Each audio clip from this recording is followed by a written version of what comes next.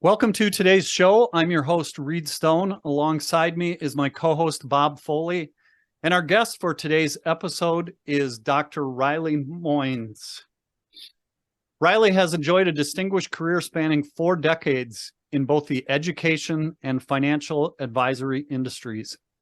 In education, he taught at the elementary, secondary, and post-secondary level, served as a department head, a superintendent, and finally as director of education at the Lakehead Board of Education. In the financial advice industry, he founded one private wealth management company, was a partner and director of another, and was a founding partner of Asante Wealth Management. Having stepped back from day-to-day involvement as a wealth manager, Dr. Moynes now provides coaching, consulting, editorial, and publishing services, as well as a series of workshops based on his research and writing, primarily for the financial services sector. One of his recent publications, The 4 Phases of Retirement: What to Expect When You're Retiring, became a Canadian bestseller within 12 months of publication. The sequel is entitled The 10 Lessons: How You Too Can Squeeze All of the Juice Out of Retirement. Both books are available from Amazon.ca, and we'll have Riley share a little bit more about his books and what's coming out next from his books at the end of the presentation. His 2022 TEDx talk has been viewed on YouTube and the TED app over 3.3 million times in just 10 months. And his TEDx talk is titled The 4 Phases of Retirement. And that will be the topic of today's show. Good afternoon, Riley. Thank you for joining Bob and I on today's show. We're excited to talk with you. Hey, me too. I'm looking forward to it. Good. So let's start. I thought when I got your bio, when you sent it to me and I went through it, there's a couple of things that I found really interesting. That you had a long career in education, a long career in the financial advice industry, and then you transition now into sharing more about what it takes to live in retirement, just beyond having enough money. So tell us a little bit about that story, maybe transitioning between your careers and then transitioning into retirement, and what you came upon when you made that transition. Yeah, thank you, Reed. Well, I spent the first 20 years of my working career in public education, and you've indicated some of the areas that I was involved with at that time. I finished as you mentioned, as a director of education, and I guess what I discovered was that it became more of a political role than an educational role. Mm-hmm. One that after about 5 years, I decided that I didn't really want to do for the rest of my working career. And so I left public education, returned to the Toronto area, which we call home, and decided, I'd been thinking about it for a while, of course, that I was interested in teaching. I consider myself primarily a teacher, and I thought that if I was able to help individuals to make some good financial decisions, that would be good for them, and it would be good for me. It would make me feel good. So that's really what led to the transition from education to financial services. In fact, I think it's not such a big transition after all. I think people with a background in education are probably and generally pretty good financial advisors as well. So I spent 20 years in the financial services area, and then I kind of retired. At least that's the word that everybody uses. And I found that I was kind of flailing. I felt that I was lost. I couldn't figure it out. I felt like I was in a clothes dryer being tumbled around and kind of didn't know which way was up. So I decided to go to the research and see what the research says. And of course, it focused on the investment aspect of it, on the estate planning side of it, the insurance side, all of which are critically important, but just not what I was looking for. So I decided that I would interview people who had been identified to me as people who had retirement kind of figured out. At least they appeared to have it figured out. And so I interviewed over a period of time, well over 100 individuals, and I asked them a series of questions always finishing with how do you squeeze all the juice out of retirement? That was my last question always. And after that work, I tried to kind of put it all together and make sense of it all. And that was how the 4 phases concept evolved. I found it very helpful to me. I wish I knew then what I knew now about it. It would have made life much easier for me in my retirement. And so now I try to kind of spread the word as you're doing, and help people to kind of understand that there is a framework that can help make sense perhaps, and can ease them through this very, very difficult, although very lengthy aspect of our lives.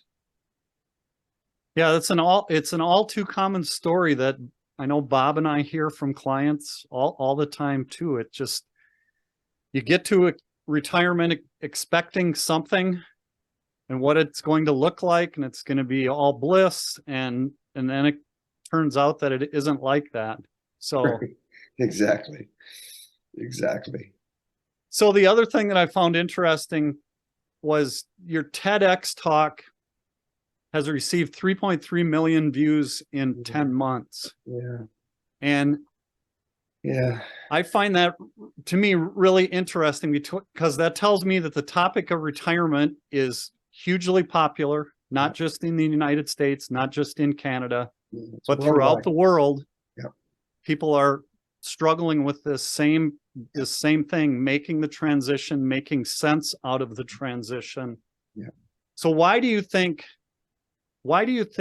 your video in particular has maybe struck a chord with people and has been so popular? And why do you think, maybe you can answer this from your research and from your writing and from your speaking that you've done with people, is why are so many people curious about retirement? Yeah.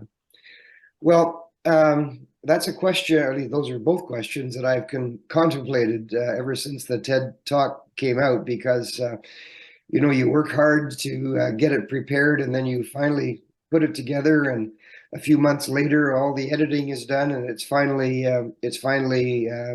put on a platform, and you have no idea how the reception is going to be, what the reception's going to be. So I begin by saying that I'm unbelievably gratified at the response that has occurred. It's something, of course, one hopes that it'll be well received, but you just don't know.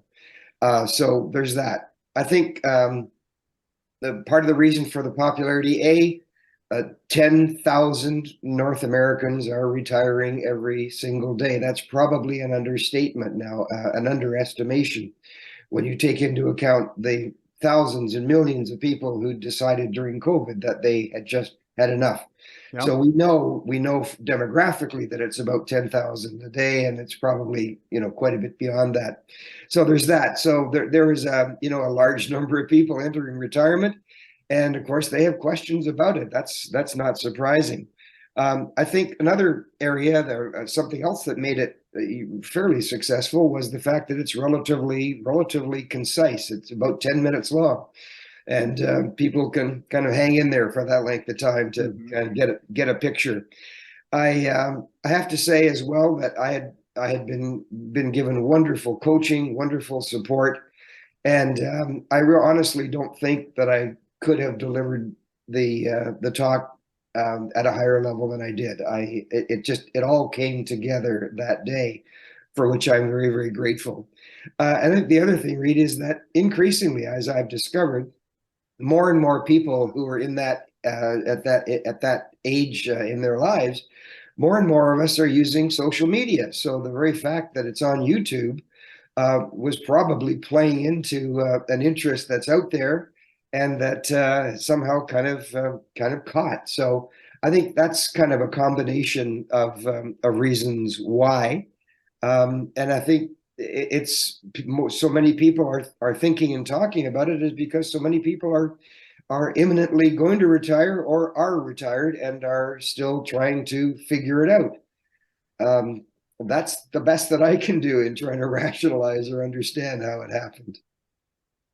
Yeah, it's a topic that I don't think enough people dive into. So It's great to see that many people have viewed it, because again, I think it shows that there's an interest, that people want to know what to do, how to make the transition successfully, Yeah. especially hearing it from somebody who's done the research, has talked to people, and has gone through it themselves. Yeah, that's where it started. And that, I think, helps people. If they can learn from people who've gone before them, I think that is just so helpful. Bob, did you have a question?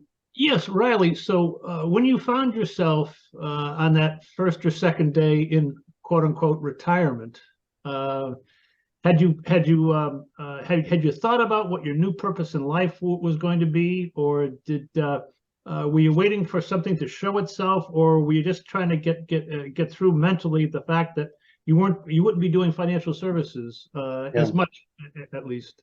Well, Bob, I've been lucky enough to be able to do a fair amount of writing at various stages of my career. I was involved in helping to produce textbooks when I was in education, and I've written some other works in the financial services area. So that's something that was of interest to me, and I knew that I wanted to do some writing.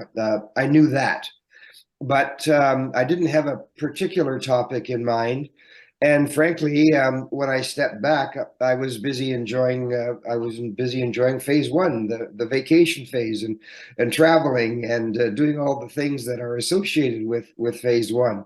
So it wasn't until a little bit later that, when that kind of that kind of ran its course for me. It took about 2 years for me in phase one, and that's when I really started to feel some of the losses that I describe in phase two. I felt them personally, didn't know what to make of them, kind of didn't understand them, and that's what prompted me to start to do some of the interviews, with a view in mind that I was hoping that it might lead to another publication. Absolutely. And so you were in the middle of phase two at that point. How did you come up with phases 1, 2, 3, and 4?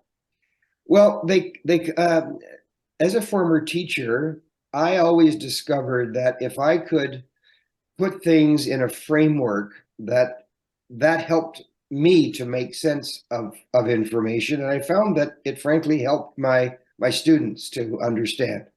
So if things just seem to be all over the place, I find it difficult, they found it difficult.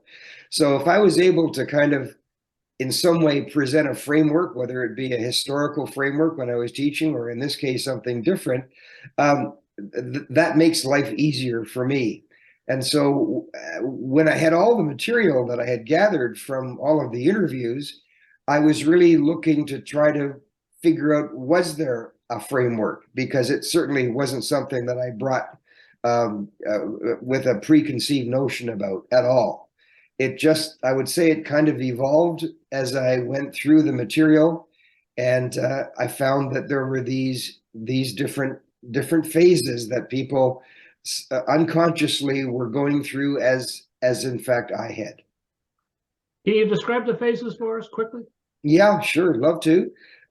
Phase one is the vacation phase. That's where what most people look forward to. They can't wait. That's doing all the things that they've always wanted to do. The bucket list, crossing off the bucket list, traveling, golf lessons, pickleball lessons, buy a new boat, buy a new car, buy a place in a warm climate, that sort of stuff. It's largely as I say, ticking things off. We love, for the time being, we love the fact that there's no routine, because our lives have been governed by a routine. And then we find and we expect that that's what, for most people, that's their view of an ideal retirement. It's this vacation, it's travel, it's fun in the sun, it's all of that kind of stuff. And it's wonderful until it isn't. And for me, it was about 2 years. Others are a little shorter, a little longer, give or take. And finally, we realized, at least I did, that I was kind of bored. You know, too much of a good thing can be too much. And you start asking about, like, is that all there is? I mean, that's what I thought retirement was all about, and it's boring. And you can only play so much golf, you can only do so much sailing. So it kind of came to a crashing halt for me, as I found it has for many, many people as well. That's phase one.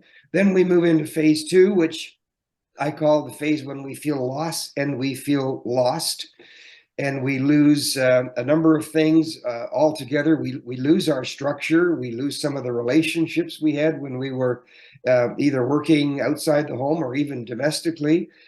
We lose a sense of identity because so many of us identify with our jobs, males in particular. We lose a sense of purpose because many of us take our jobs or our callings very seriously, and it's important to us.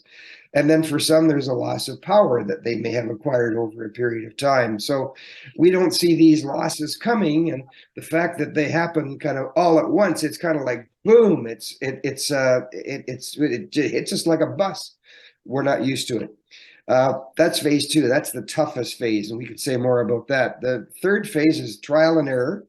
At some point, most of us finally say to ourselves, hey, I can't go on like this. I don't want to feel like this for the rest of my life, quite likely 30 years. What do I need to do to kind of get myself back in the game? How can I make a contribution? I've still got lots to offer. How do I do it? And that's when the trial and error comes in, where we try different things that might appeal to us. Likelihood is that there will be several failures along the way. And if we're lucky enough, we discover the thing that kind of resonates with us, and that kind of propels us into phase four. Phase four is what I describe as the the phase where we reinvent and rewire ourselves. We take some of the strengths that we know we have, some of the things we love to do, some of the things that have led to success in the past, and we apply them in different situations, maybe quite different than what we did before. But they're the kind of things that we know we're good at. They give us a sense of satisfaction, whether it's volunteering, whether it's starting a nonprofit, whether it's mentoring kids, whatever it might be. It's that kind of sweet spot where you just feel good. You're doing something that's significant. At least you believe it's significant. You're providing service to others, and it's an exhilarating kind of a feeling. That's phase four. The tragedy, in my view, is that according to my research, only 50 to 60% of retirees actually ever get to phase four. And that's Wow. a very common finding. Yeah. And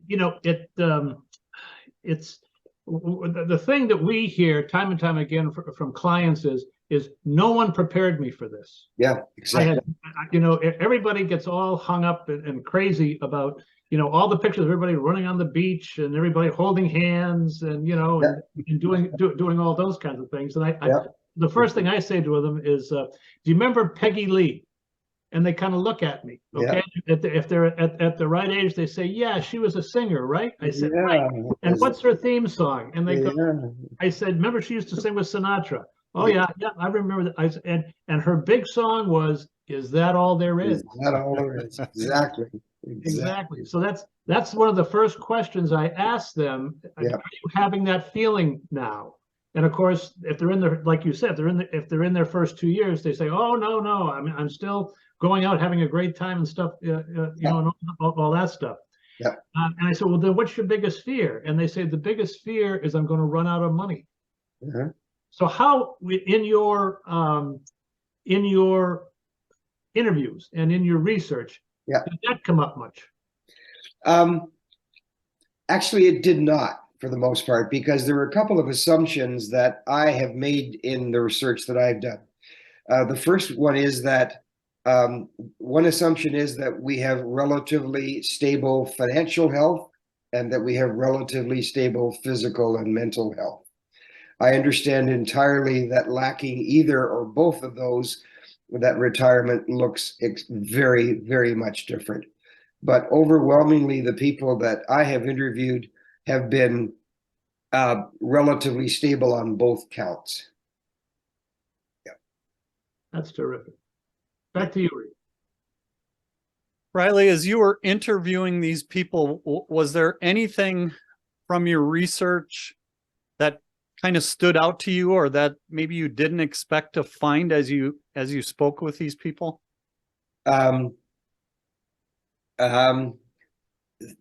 that I didn't expect to find. I didn't expect that people to such a degree associated retirement with what I call phase one, or the vacation phase. I guess maybe I may have been aware of it even subconsciously, but it came out over and over again that it was kind of this sense of relief. I finally retired. I can do what I want, and I'm gonna, all the things associated with phase one. So that was a bit of a surprise to me. The other thing that was that came out of it was that beyond that, confusion and at a loss, and just feeling discombobulated, can't make sense of it all. And that's why I feel that the framework that I'm proposing has been helpful to people, and can be helpful to people.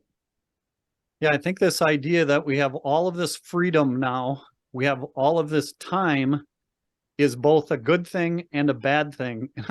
I think people look at the good side of all of the freedom and the extra time and what they're going to do, but they don't think about the other side of that. And right. How do I fill all of that time?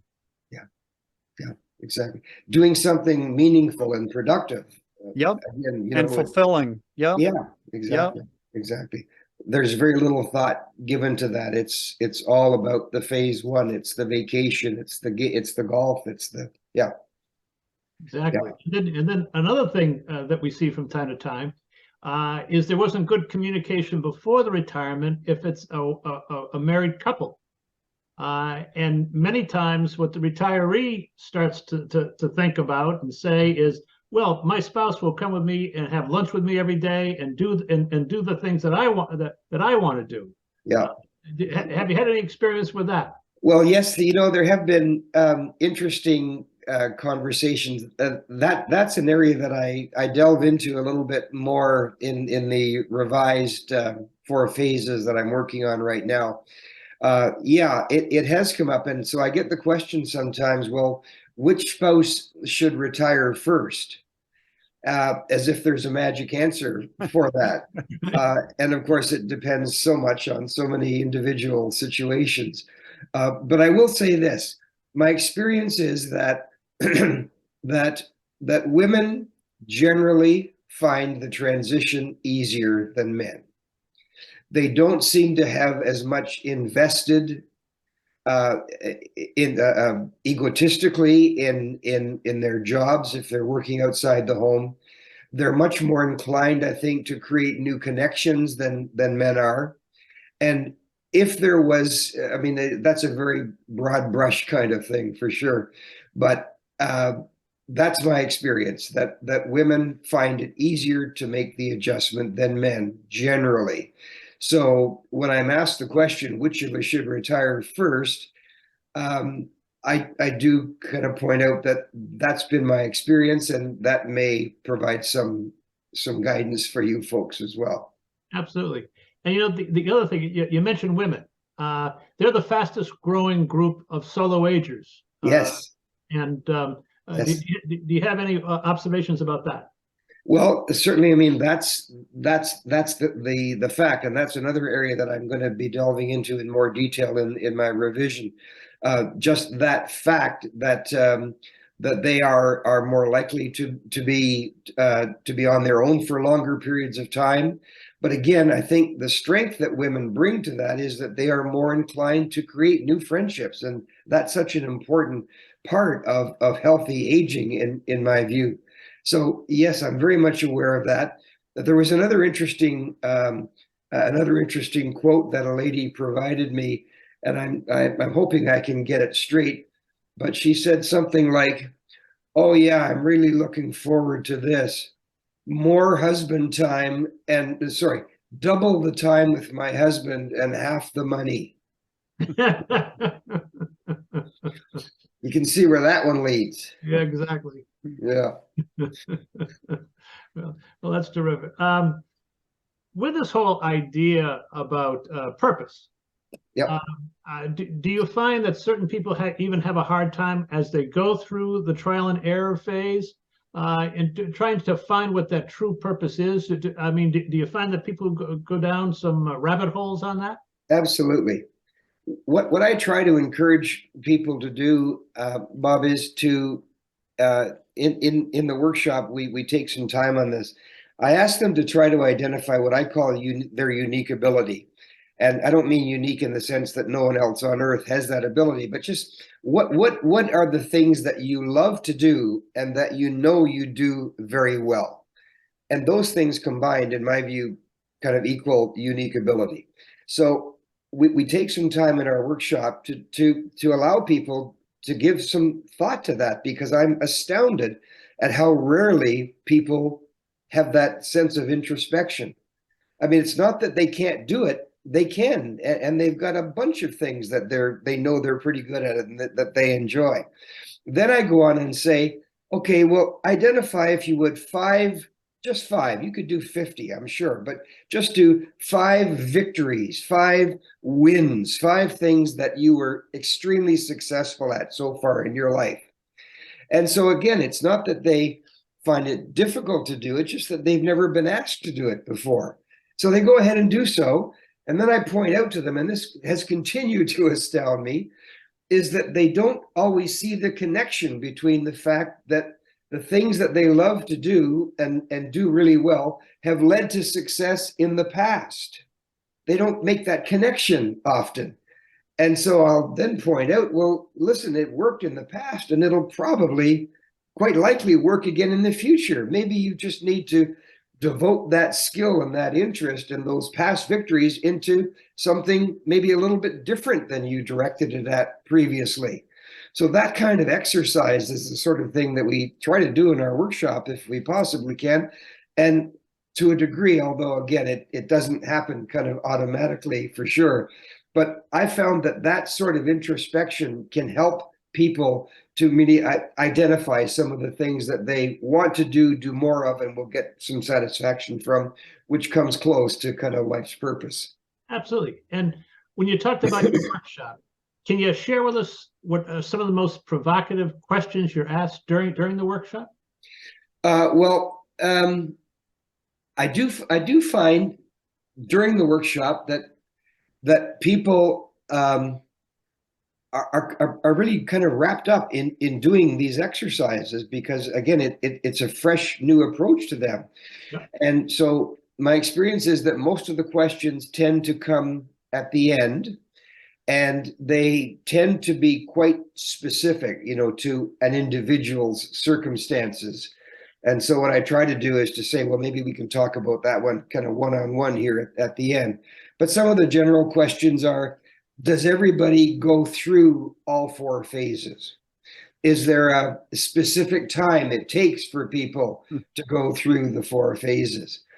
My response to that is that no, there's no specific time. It varies from person to person. I've talked to a wide range of people with different lengths of time. And also there's a difference, of course, in the depth at which people feel some of the good things and the bad things. And then when it comes to the like, who is there anyone who doesn't go through the 4 phases? My experience is that there are 2 groups.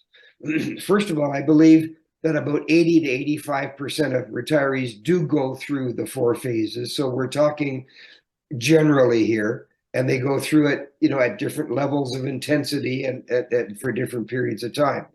But the 2 groups that I've found who can often kind of go from phase 1 almost to phase 4 are entrepreneurs, people who have been involved in their own business in many cases.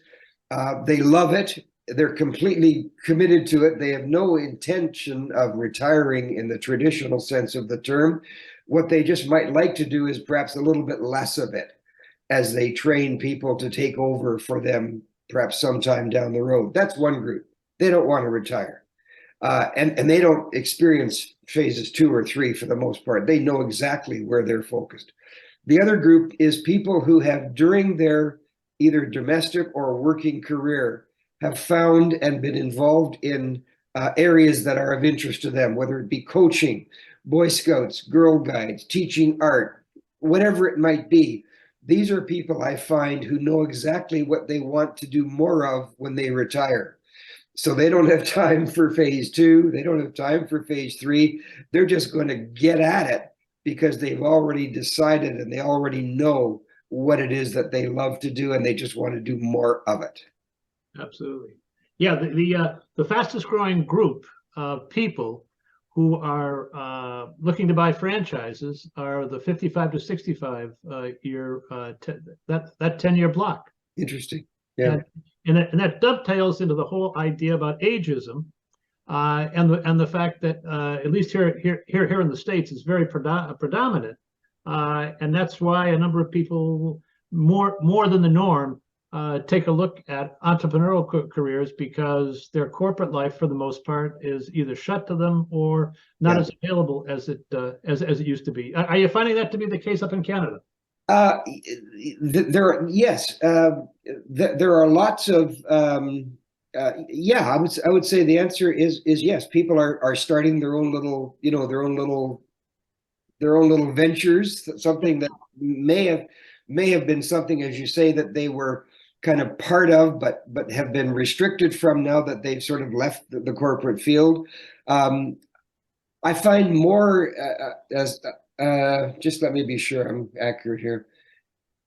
I'm finding more than startups. I'm finding people wanting to be involved with nonprofits. Hmm. People often who might have functioned in the workplace at pretty senior levels, who want to be involved in some way, but at the level that they're used to. They don't want to be licking envelopes and answering phones and that sort of thing. They bring skills and experience that they would like to find applicable perhaps in volunteer or nonprofit areas. I found that, I think, Bob, a little bit more than startups in my experience. Absolutely. And I'll ask one last question, then I'll give it back to Reed. You mentioned that whole idea about legacy. Yep. What are you looking forward to in your own? Well, I have legacy, of course, means different things to different people. And when I think of legacy in terms of hard assets, that's the sort of thing that you take care of through your will, probably. But what I'm interested in doing is, I interviewed a lady a couple of years ago, and she just hit it dead on the head. She said, I just wish that, well, she went at it this way. She said, when we get together with family, it tends to be at holiday times, and it tends to be, there's lots of eating and so on, and that's great. But she said, I don't get the opportunity to have in-depth conversations with my children or grandchildren. And she said, and I just hate that. They don't have a clue as to what I'm about. They don't know what things are important to me at all. And it really bothered her. And so what she's committed to doing, and what I'm doing as well, because I believe what she says, is that my wife and I are doing what you call it a life legacy letter, call it a, whatever you want to call it, but it's a combination of kind of memoirs, a little bit of family history, although there's not a whole lot of that that's part of ours, but just some of the lessons that we've learned along the way, some advice that we want to pass on to nobody who seems to be all that interested in it at the moment. But at least these kids are going to have something that they, when the time is right, that they're going to know more about my wife and I than we know about our parents, and that they probably knew about their parents.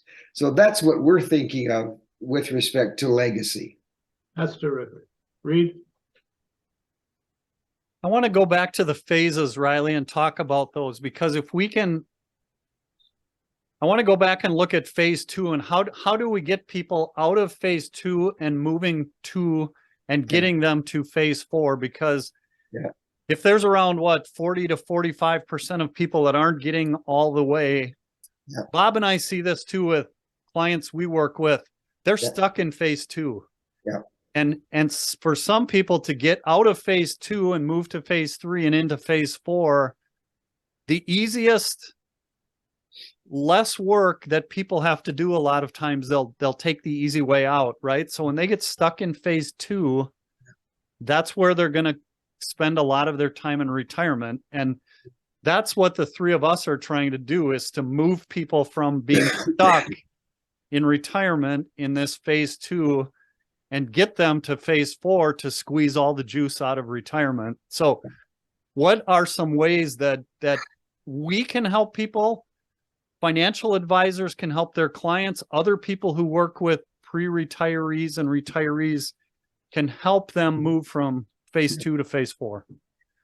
Well, I wish I had a magic pill that I could suggest, but I don't.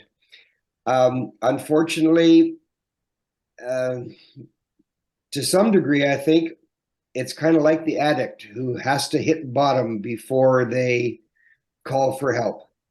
And I'm afraid that's just kind of part of the deal. What we can do, and what I try to do, and I know what you're trying to do, and a growing number of advisors are trying to do, is to help people identify what are the things that they're good at, what are the things that have helped them be successful in the past, and to kind of do that inventory, and then to suggest to them, with them, that, well, you know, you're good at this and this and this, and you love to do this. Have you ever considered these possibilities? I think that kind of counseling is really the best that we can do. But on the other hand, that counseling isn't going to be well received until people are ready for it. Yeah. And in so many cases, these people tend to become statistics rather than people who are looking forward to move forward. I think that's part of the reason for the discouragingly low percentage of people who do get to phase four. And the best that I've been able to discover so far is to help people kind of find their strengths, help them maybe even find that passion. And that's something that is in very, very short supply out there, in my opinion. And certainly most financial advisors don't consider themselves in a position to be able to offer that kind of assistance, and they're too busy doing what they do anyway. Yep. So I'm seeing increasing partnerships between the kind of offerings that you folks present and financial advisors, and I think that's going to grow.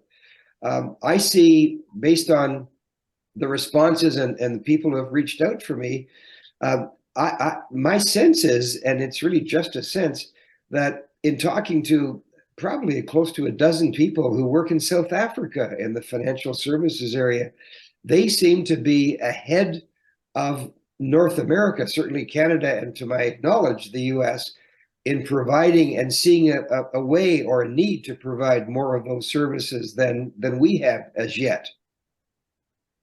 Yeah, I think the other thing that we should point out too is it's not just getting stuck in phase two, but if we can shorten the time that people spend in phase two, instead of spending 2 or 3 years trying to figure things out, because I think the more people spin their wheels, the more that they tend to just take the easy way out. Because a lot of people get to retirement and they think they'll figure it out when they get there. Yep. That's kind of a male perspective on it. I see that more with the men, that they'll just, it's like everything in life, I'll figure it out. And they think they'll figure out retirement when they get there, and they spin their wheels and they spin their wheels. And so it's not only helping them get from phase two to phase four, but it's shortening phase two, I think. And that's where I think, like you said, if advisors partner with people who can help their clients make these transitions, they can make the transition easier, they can make it shorter. Agreed. So that they can start enjoying life in retirement quicker than if they tried to do it on their own. Yep, absolutely. I agree, Reed, 100% with that. Yeah. Bob or Riley, any final thoughts before we? I'm looking forward to your updated book. Yeah, thank you. Well, Me too, Riley. yeah, mid-June is what the publisher has said. We'll have delivery about mid-June, so I'll let you know when it arrives. Please do, because I'll be able to sleep soundly again. Thank you. I'm going to pull up Riley's contact information here for everybody. So